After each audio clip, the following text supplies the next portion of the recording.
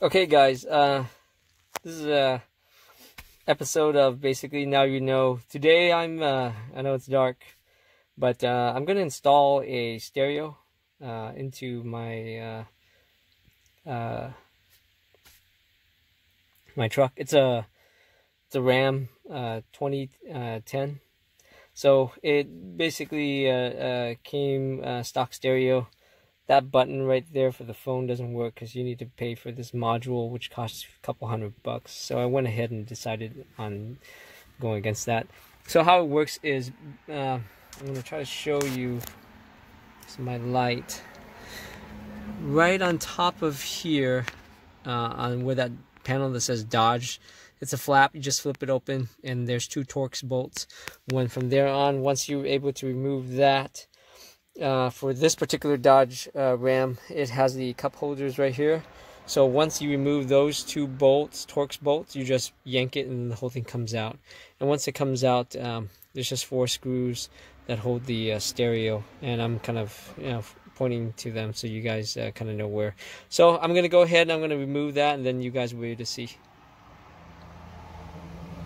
Hey guys. See, basically you just yank it out. There's 3 clips. You just open those, and like I said, you just have 4 bolts that you got to remove. And what am I replacing it with? Well, I've decided on Amazon there was this stereo, and it only costs about $50. It's actually not too bad. Comes with the backup camera, and the instructions are not that bad. You know, the wiring that comes with it is literally right here. I mean, this is the model number. I don't know if you guys can see it. There you go. And anyways, it comes with a backup camera that is that little square one right there. I'm gonna have to run that, but pretty much the instructions are pretty straightforward from the wiring. But I'll kind of show you how the wiring is. Let me remove this first, and then we can go from there. Okay, so wiring. Let me show you what the wiring is all about. The biggest wires that you need to focus on for this particular head unit, which I'll put a link to on the bottom, is the red, which I'm pointing here, and the black. What are those? Red is basically power from the ignition. So on the original harness, which is here, that is this yellow wire with the red stripe. This is the ignition power harness. So when you turn on the ignition, it gives it power. So that goes to the red wire. The black one from the stereo harness, the aftermarket one, is the ground. And on the Ram's original harness, it's the opposite one from that yellow one with the red stripe. So it's actually the black with the orange stripe. So now, typical stereos, it does require a power source, like a constant power source. So 12 volts, meaning your battery. So in this case, you know, I use a multimeter, and I was testing these 2 wires that are here that you can kind of see, and none of them are constant power. These other 8 wires that are located here, they turn out to be speaker wires. And speaker wires is very simple. Every year is different, so you might want to Google up your year for the wiring diagram on that. So it happens to be that on mine, I Googled it up, and I just went wire by wire based on the diagram, and I just connected it. So which one of these on the aftermarket stereo requires that constant power? Well, that is the yellow wire. That will require constant 12-volt source. So what did I do? I basically looked and found that I have a 12-volt power source right there. It actually is a cigarette lighter. On the opposite side, it's totally different. Let me show you. 12-volt DC, so it requires an ignition. So what I did was, in this case, so whenever the power is, whenever you turn off your key, what's going to happen when you turn it off, it will disconnect the power from here.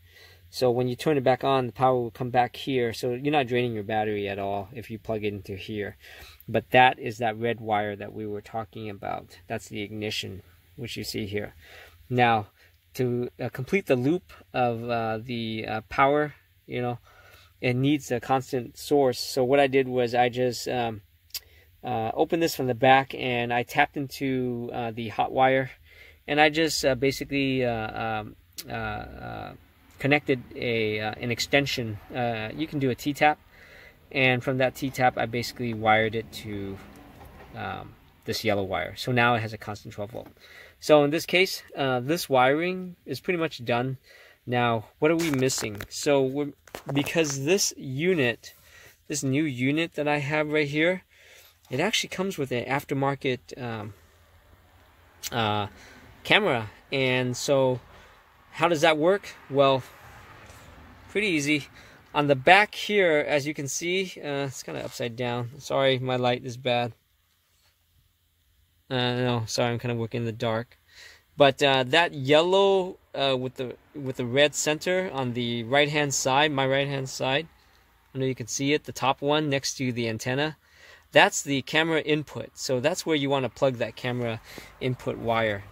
And let me show you what that looks like. So this is the wiring kit that came. Okay, I know it's in the dark. Again, I apologize, guys. So this end right here would go into the camera input slot that I showed you.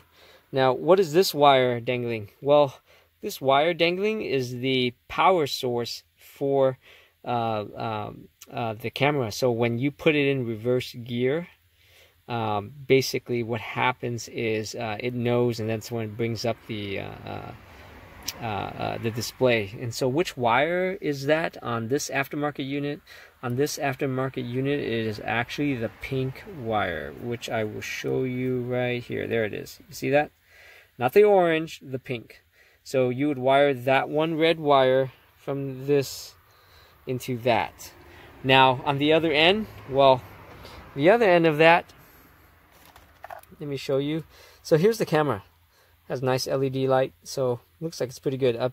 From what I found out, these cameras are actually better than the ones that go across license plate frame. So I'm not sure. This is my first time installing this, so we'll see. But this is the cords that come with it. So now one end, this is from that 15 feet cord of wire. So this one end will plug directly into the yellow, so you just match it up. The other side, which is this red one, it basically, this is the one that is the power, because the yellow one is the video. So this is the power source. So from here you have what, a black and a red wire. What are you going to do with these? You're going to then go find the rear tail light for the backup, and you're going to tap into that. So black is ground, red is hot, and that's all. So from that aspect, this can be tapped into there, into the rear backup light, whichever side you decide to wire it to. If you have a hitch, you can wire directly to that. That makes it easier. You know, with the hitch, you know, you have that hitch plug that has four wires to it. Well, one of them is the backup, you know, and then the other one is always ground. So you can always do that too. But then, what do you do with this wire coming from the back end? Well, with this wire in itself, this will go ahead and you will tap this back onto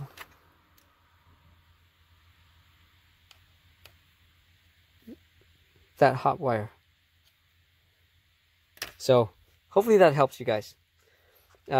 So let me go ahead and complete this, and then we'll go ahead and see where we're at. Okay, I plugged everything in at this point, and I isolated that pink wire. That's going to be the reverse wire for the camera.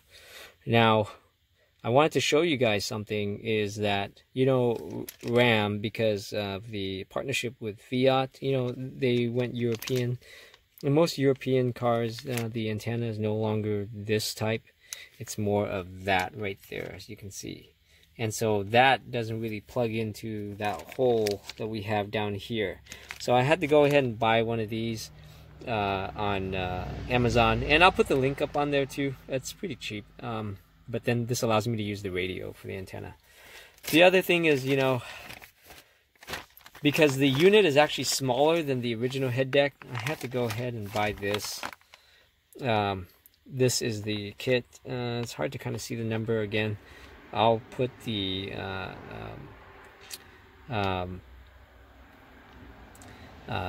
link down there so you can see it. And what this does is this will fill up the gaps from the aftermarket stereo once you install it.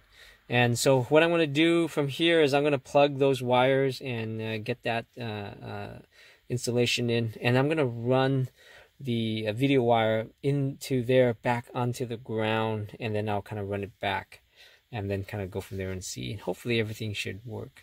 And I'll show you what the progress is from that aspect. Guys, I finally got it in. It was installed last night. I didn't get a chance to finish the install, but as you can see, that's the backup camera. It's pretty good. So I just mounted it. I found a good spot to mount it. Hopefully, you know, it with the weather wouldn't really affect it. But if I put it back here, so it only goes into reverse. But from here, when it's back in its either stopped or drive mode, it actually goes to the radio, and it's got pretty much a lot of functions. I haven't set it all up yet, but you know, it basically has the Bluetooth. It can mirror your phone and all that. So it's just a matter of me setting it up. But yeah, other than that, hope you guys enjoyed, and I hope this kind of helps you guys. I did notice that with mine, I'm going to have to trim it on the back a little just so that it can fall back flush. I've seen a lot of guys where they had to cut the entire rear subframe. So I'm not going to do that, I think, because mine it fits pretty good already. It's just a little bit on the top, which if I get it flush, it will be able to look more as a part of the unit. But yeah, other than that, guys, another episode of Now You Know. Hope you like it. Guys, have a good day.